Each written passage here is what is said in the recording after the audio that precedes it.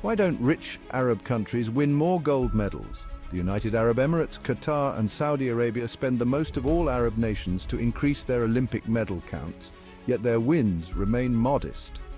So what's holding them back? These countries are no strangers to investing in sports. They send their athletes abroad for world-class training, bring in top coaches and build cutting-edge training facilities. Yet even with all this investment, widespread participation and a strong sports culture are still evolving. These two factors are crucial for Olympic success. One key factor is awareness and encouragement. Sports aren't always a big focus in schools, so fewer kids get involved early on.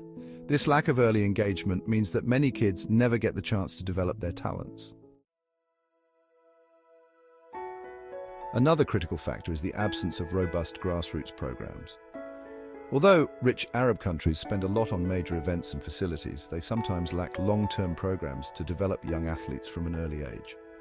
Countries with a history of Olympic success have strong grassroots programs.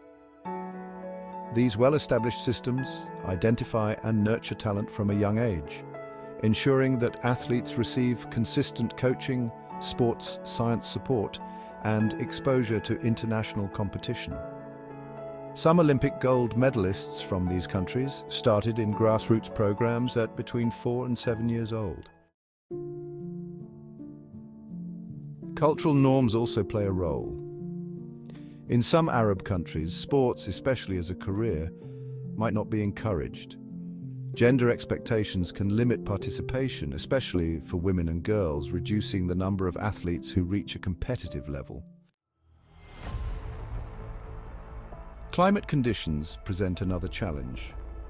The extreme heat in the Arabian Peninsula, where the UAE, Qatar and Saudi Arabia are, makes regular outdoor training difficult, affecting athlete preparation and performance, especially in endurance events.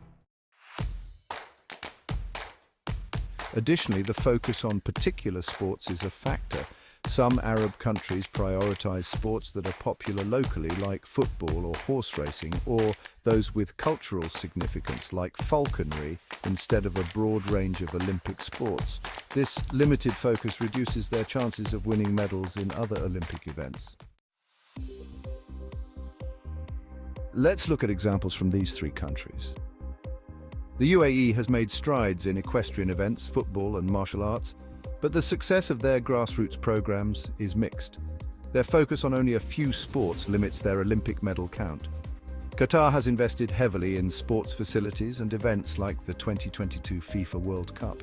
The Aspire Academy in the capital, Doha, helps athletes who have already shown significant potential train for international competitions.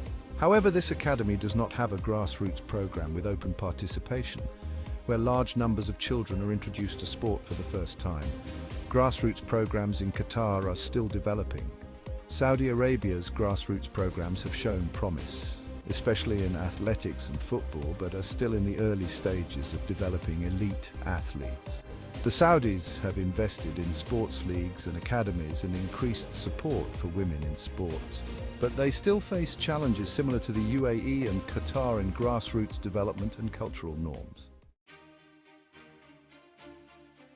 To understand the impact of grassroots programs, let's take a look at the legendary Jamaican sprinter Usain Bolt and how he became the fastest man on the planet. Picture this, a 12-year-old Bolt just starting out in his primary school's track program in Jamaica. Even at that young age, it was clear he had something special. As he dashed through local school competitions, his speed and raw talent left everyone in awe. Fast forward a few years and all those early mornings, intense training sessions and school races paid off in a big way. By 21, Bolt was ready to take on the world. At the 2008 Beijing Olympics, Bolt didn't just win his first gold medal, he won 3 golds, announcing his arrival on the international stage in style. And then came 2009, when Bolt set the track on fire with his 9.58-second 100-meter sprint, still the fastest time ever recorded. That record remains untouched. Bolt won 8 Olympic gold medals across 3 consecutive Olympic Games. The foundational training and competition experience Bolt gained through Jamaica's grassroots program were critical in shaping his career.